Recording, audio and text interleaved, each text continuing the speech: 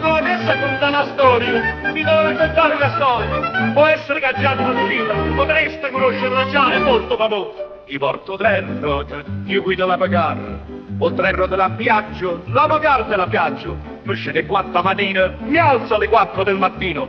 E con che modo pure 4 e 10, a volte mi sveglio più tardi. E poi vado al mercato, e poi vado al mercato. E magari che m'allungo.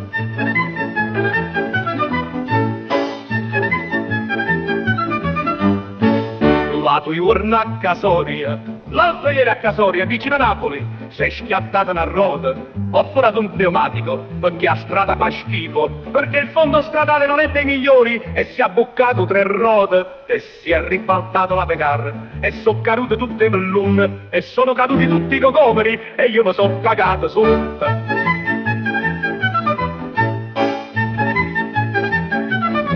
E tutte le macchine che passavano, e tutte le auto che transitavano per Casoria, ievano a prendere in coppe per luna, finivano sui miei cocomeri, e nessuno si fermava a bere a me che m'era successo, e nessuno mi soccorreva, e qualcuno si fotteva pure per luna, e qualcuno se ne approfittava. Io alluccavo, tiratemi fuori, ha vinto 3 rote, io gridavo aiuto, e la gente si metteva per luna, in che pagaiani le macchine se ne fuievano.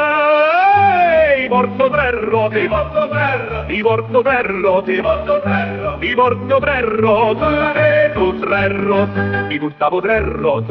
Io guidavo la Pegar e mo porte stampelle ed ora sono bloccato in ospedale. Ma se acchiappa a chi che sa fottute per l'una, ma se trovo l'autore del furto dei miei cocomeri, ma faccio la rete pure scorze e semente, mi faccio restituire le bucce e i semi. La gente fanno tante signore, la gente crede di essere per bene e poi se può